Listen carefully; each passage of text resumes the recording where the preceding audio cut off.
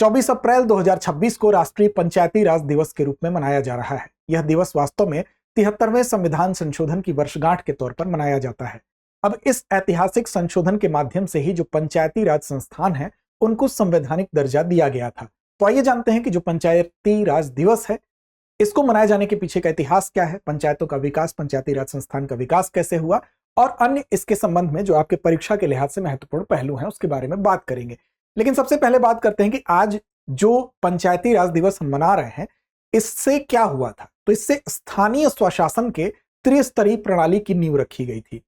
स्थानीय स्वशासन क्या होता है उस पर भी बात करेंगे।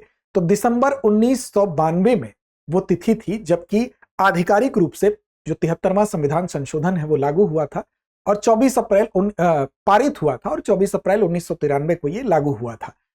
आज उसी को याद करते हुए उसकी वर्षगांठ के तौर पर 24 अप्रैल की तिथि को, जिस दिन ये लागू हुआ था, उसको हम पंचायती राज दिवस के रूप में मना रहे हैं और उसी वर्षगांठ के उपलक्ष्य में कुछ कार्यक्रम भी हो रहे हैं विज्ञान भवन में। यहीं पर पंचायत उन्नति सूचकांक 2.0 की रिपोर्ट भी जारी की जाएगी।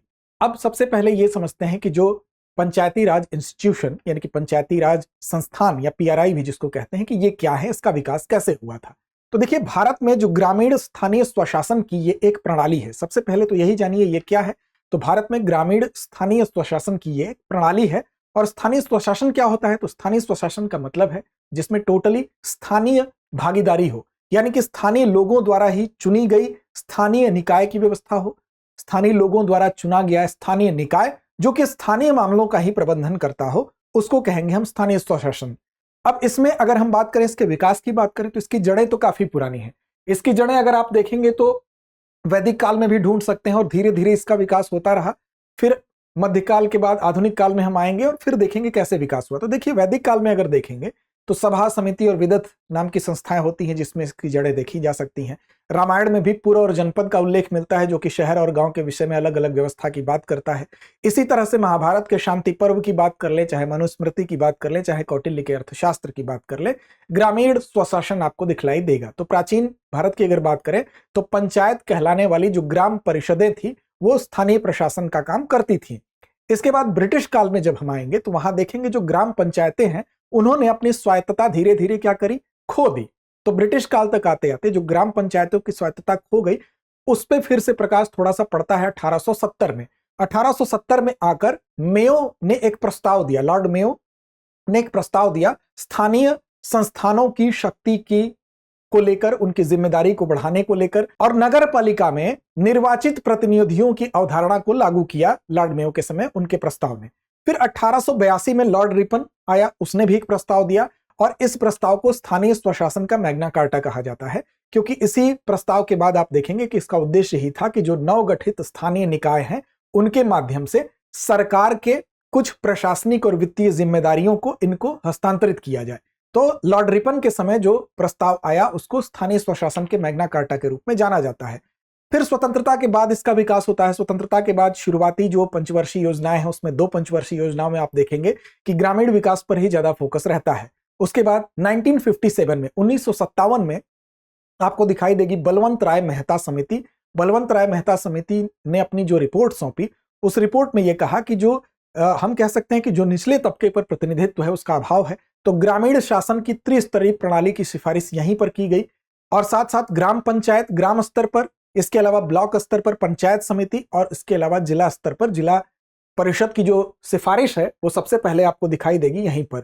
तो ग्राम पंचायत के स्तर पर, ग्राम स्तर पर, और पंचायत समिति आपको मिलेगी ब्लॉक लेवल पर, और जिला परिषद आपको मिलेगा जिला स्तर पर। ये आपको सबसे पहले 1957 में अगर देखें तो बलवंत राय मेहता समिति ने जो रिपोर्ट दी थी उसमें यह त्रिस्तरीय बात कही थी।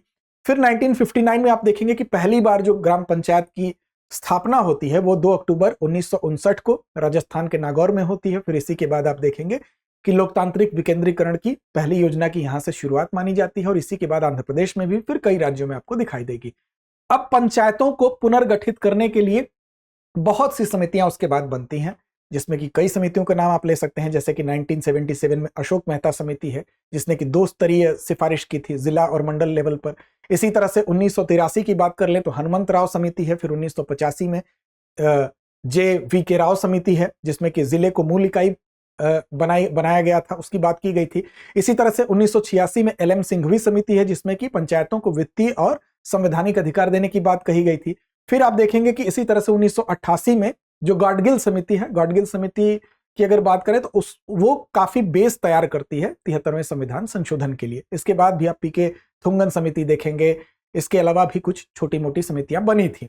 फिलहाल इस यात्रा के बाद, इस लंबी यात्रा के बाद दिसंबर 1992 में 73वां संविधान संशोधन अधिनियम जो है वो पारित होता है और 24 अप्रैल 1993 की वो तिथि है जब ये लागू होता है।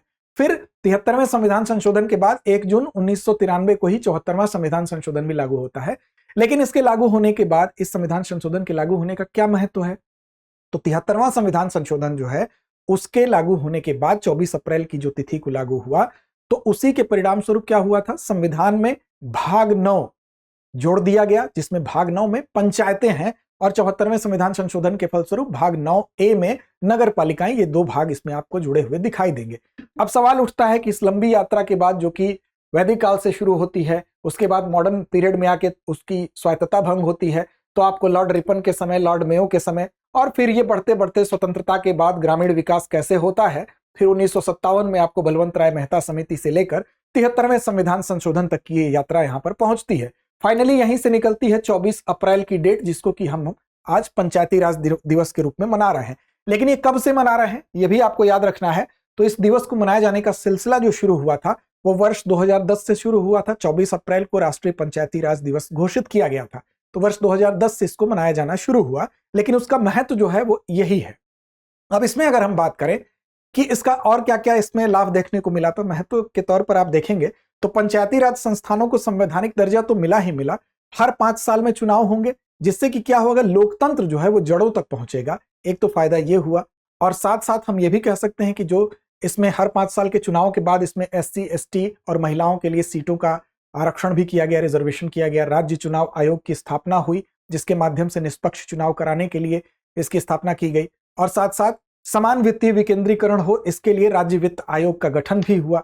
तो ये कुछ इसके लाभ भी दिखाई देते हैं कि पंचायत में हर 5 साल में चुनाव होता है, SC ST और महिलाओं के लिए जो रिजर्वेशन की व्यवस्था हुई, राज्य चुनाव आयोग की स्थापना हुई निष्पक्ष चुनाव के लिए, और राज्य वित्त आयोग का गठन भी हुआ वित्तीय विकेंद्रीकरण के लिए। तो ये तमाम चीजें दिखाई देती हैं। लेकिन कुल मिला के अगर हम कहें कि पंचायती राज जो व्यवस्था बनाई गई उसका मूल उद्देश्य क्या था, तो मूल उद्देश्य यही था कि जो स्थानीय स्वायत्त शासन है, या हम कह सकते हैं जो लोकतंत्र की जड़ें हैं, वो और गहरी हो सके और नीचे तक पहुंच सके, जिससे कि एक अच्छी लोकतांत्रिक व्यवस्था कायम हो सके। यही उसका उद्देश्य था।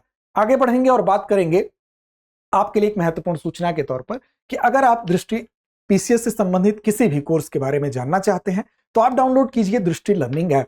और दृष्टि लर्निंग ऐप को डाउनलोड करने के बाद आपको जिस भी कोर्स से संबंधित जानकारी चाहिए उस कोर्स को आप देख सकते हैं, उसके फीचर्स देख सकते हैं। वहां पर आपको लगता है कि वो आपके लिए अगर सहयोगी है तो उसके लिए आप हमारे नंबर 8750187501 पर कॉल कर सकते हैं। तो इसके लिए आपको दृष्टि लर्निंग ऐप को डाउनलोड करना होगा, तो दृष्टि लर्निंग ऐप को डाउनलोड करना ना भूलें। चलिए अंत में चलते हैं अभ्यास प्रश्न की तरफ। पंचायतों के चुनाव कराने की जिम्मेदारी किसकी होती है?